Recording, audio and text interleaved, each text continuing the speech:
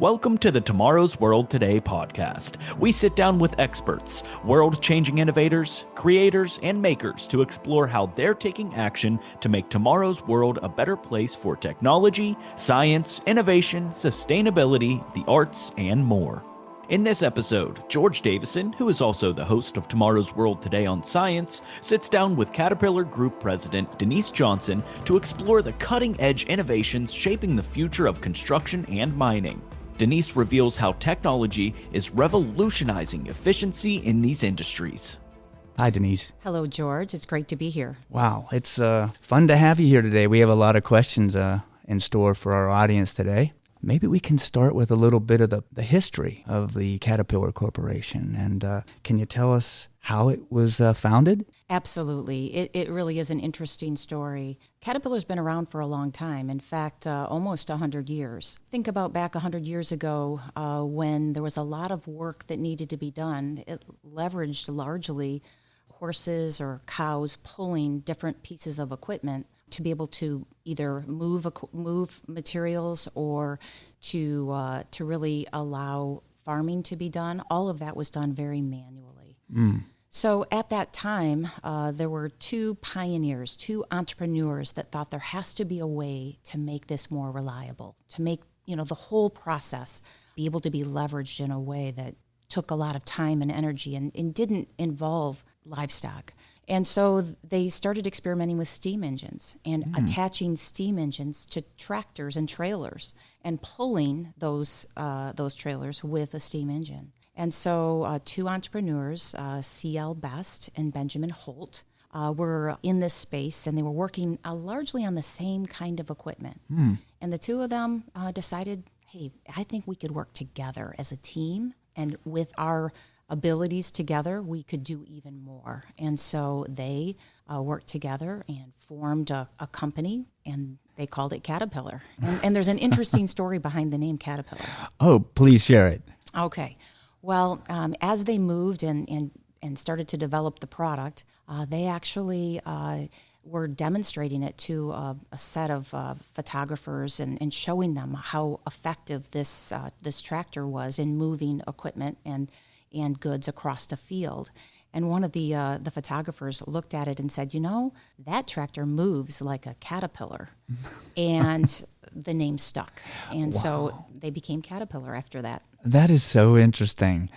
So we have two entrepreneurs looking at a frontier that they were trying to improve, and that was the launch. They combined their energies, and now a new name is formed by outsiders using their observational skills and saying, wow, it looks like it moves like a caterpillar.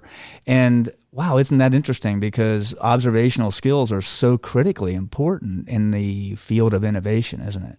They really are. They're what sparks, I think, not only the ideas, but they also actually help people to be able to quantify the problem such that they know what they have to solve and what they need to change to make it better. And that makes all the difference. Well, that's interesting. Your background is in engineering, isn't it? It is. Did you, would you say that part of engineering is doing a lot of, let's say, analysis of problems that exist and then looking at them instead of as a problem, as an opportunity? I think the basis of engineering is curiosity. It's really understanding how and why things happen, and it's a skill that can be learned. I know that I didn't, as a young child, know that I wanted to be an engineer.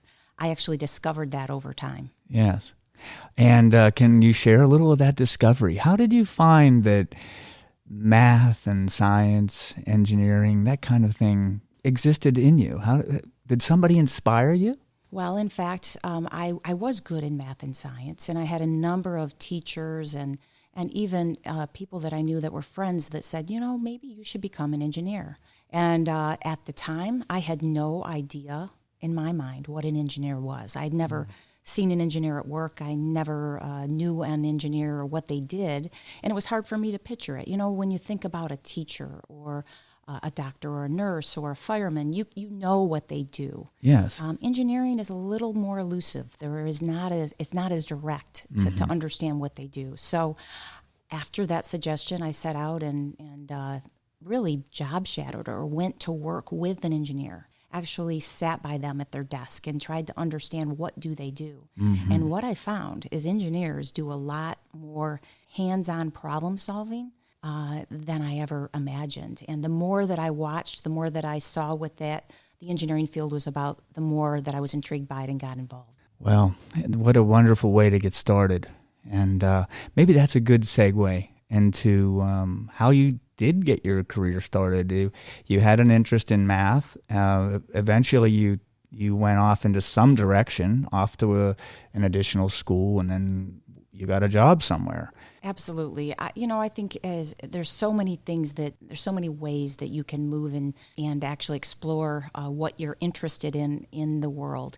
The thing about choosing a career is it's not always a direct correlation. So as you think about being an engineer, and as I thought about being an engineer, it took a lot of experimentation for me to find that that's really what I wanted to do. Talking to people, understanding what the roles were, and then getting in and trying it myself before I knew that's what I wanted to do. And the path that you think you're going to go on is never the path that ends up being the one you take. There's a lot that happens in your life, and you have to be flexible. Yes. Well, that's a wonderful way to talk about it. Would you walk us? You weren't always the president of Caterpillar Corporation, and it's wonderful. I think you're going to inspire a lot of people out there with your story. Your work career, can you walk us through a little bit of that? Tell us a little, like, what life has been like as you've marched forward on this journey. Absolutely. So I was a summer intern when I was attending college at General Motors. So I worked for an automotive manufacturer in my career. And as I initially graduated from college, I was a test engineer. So I used to test steering systems. So that steer your car. I used to have to go into the lab and then actually on the vehicle, and we would do the testing to make sure that those components, those parts were going to be robust and last for a long time. Oh, okay. So that was the first job I had, and it was a really interesting job because you learn how things fail, how things break. Mm-hmm. You're given some assignments as a studying engineer to teach you some of the concepts around what you would do in the long run. Mm-hmm. And at the time, I was an intern. It was a summer job that really focused on helping the engineers get their work done. So it was a great opportunity. At that time, we were doing air conditioning systems. So you think about cooling someone in a car. Mm-hmm. I was helping an engineer that was trying to design how do we make the temperature in the car be even lower so that when people get in, they can cool off very quickly. Interesting. So I, went from engineering into manufacturing and then, kind of was in a more general management role. And I think that's the other thing about the field of engineering that I loved is it can take you into many different career paths. And so, after about 20 years of working at General Motors, I actually moved over to work for Caterpillar. Mm-hmm. And when I initially moved into Caterpillar, it was on engineering and designing components again. So I went back to my roots of design and engineering, and then moved up from there and have had the opportunity to move into a variety of positions within Caterpillar, where now I'm leading Resource Industries, which is responsible for producing mining equipment and large construction equipment for mining and construction customers. So it's a really neat area. And we also do a lot in the area of technology. And one of the interesting technologies that we're working on right now is self-driving tractors and self-driving mining equipment. And so that's a really exciting field to be a part of. Well, that's exciting. And let's talk some more about that, shall we? Absolutely. Innovation at the Caterpillar Corporation and what the world looks like in the future.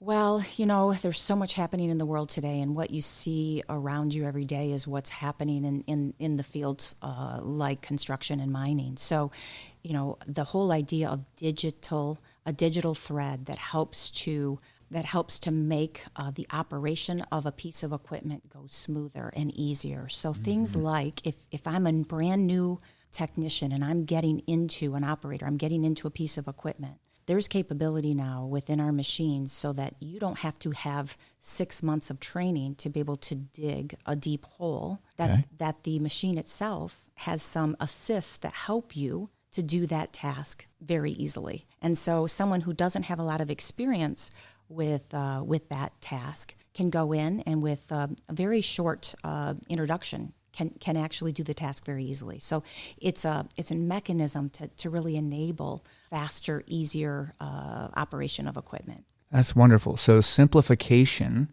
is important from a technology perspective, right? So if we can make it more simple, you can attract all sorts of different people to work with in the future. Less training is required. Of course, we always make investments in our people, but it's also important to keep them safe and keep them moving, right? Absolutely. And safety and productivity are two of the biggest things that we try to really enable within our equipment. And it's an exciting place to be.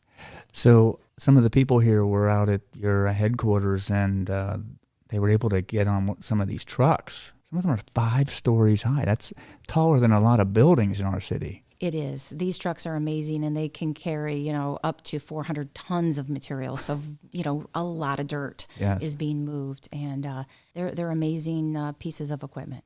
And is there always a human being in them? Well, that's the really interesting part. As I talked about the technology of helping an operator, that's one of the easier ways that we have leveraged technology. But we actually have self-driving large mining trucks that, we have over 100 in one mine site alone where they're driving autonomously, and they're doing it in a way that allows them to work more efficiently than if they had manned people in them per se, because you're moving them as a system, almost like a factory, and that makes it really compelling to be able to operate much more efficiently and think about the safety impact. Yes, there's no one that's going to be injured when you don't have someone in a truck.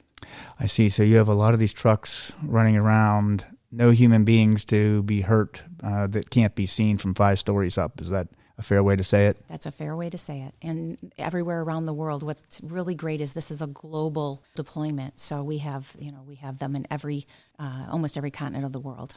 Isn't it interesting? We've gone from pulling devices to plow fields with a steam engine back in the old days to new machines with all sorts of, you have battery technology moving into your equipment, you have AI, you have roboticism, everything is moving in this direction.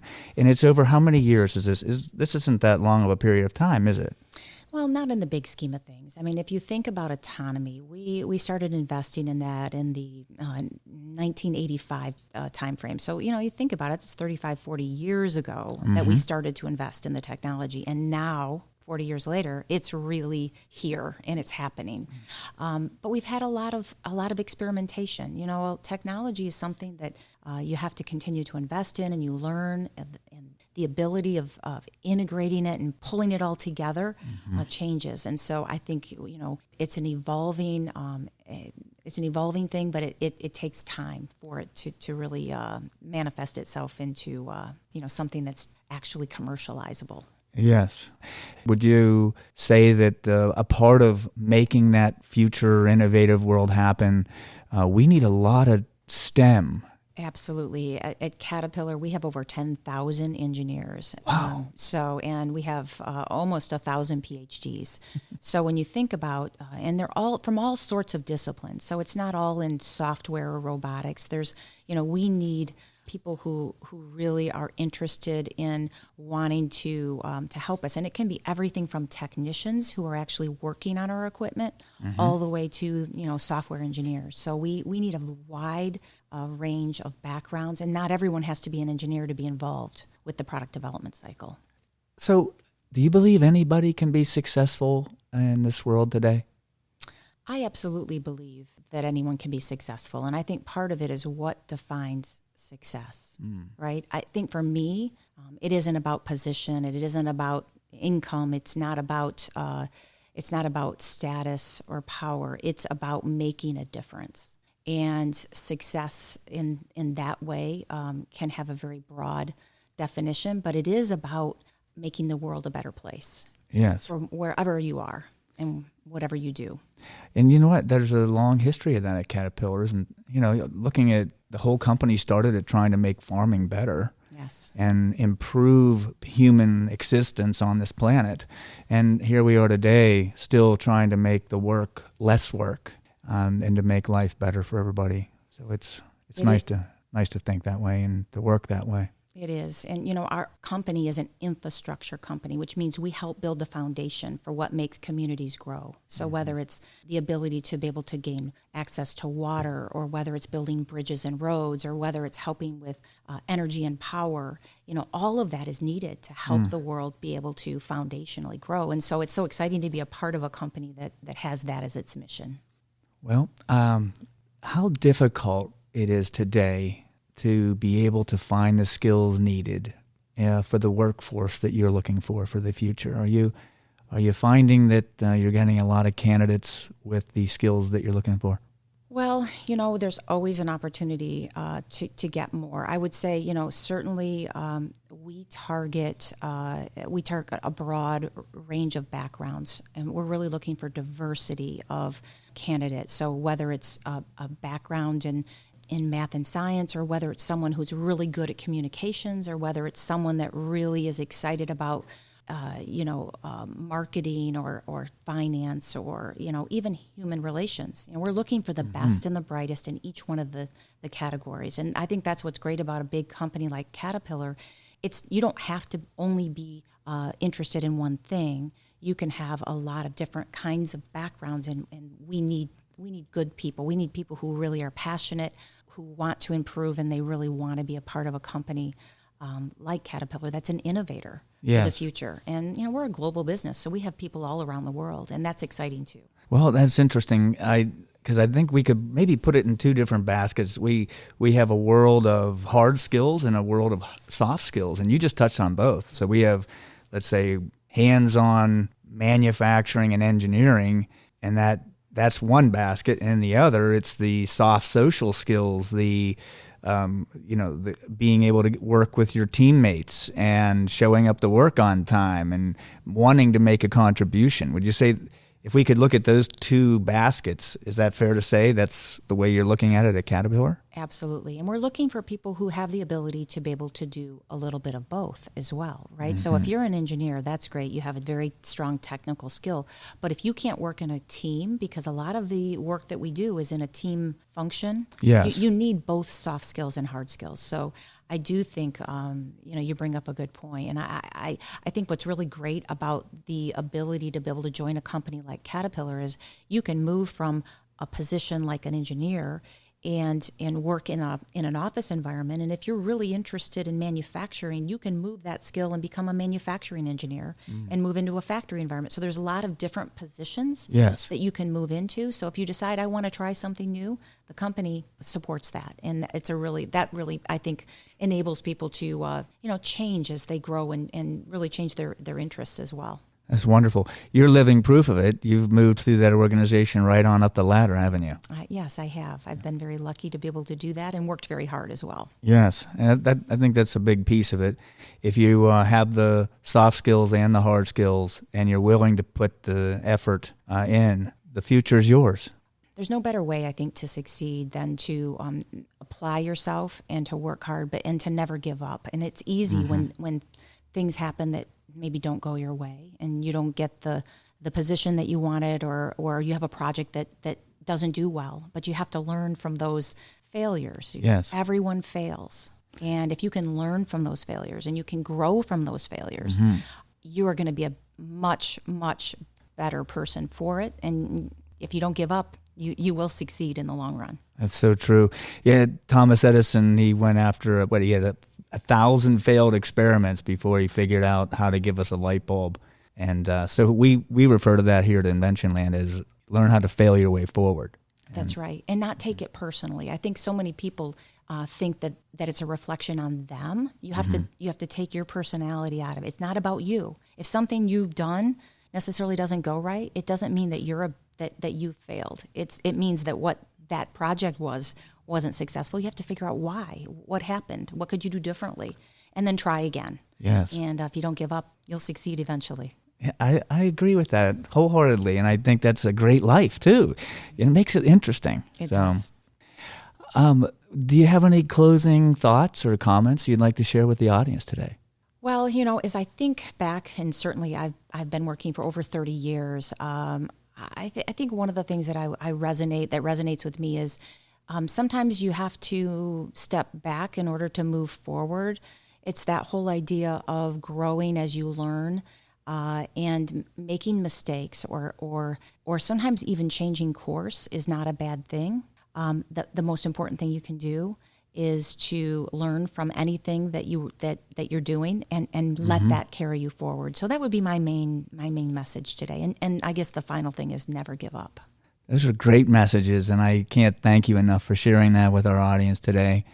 Well, thank you. Thank you. And to our audience, thank you for tuning in. Bye, everybody. Thank you for listening to this episode of Tomorrow's World Today podcast. Join us next time as we continue to explore the worlds of inspiration, creation, innovation, and production.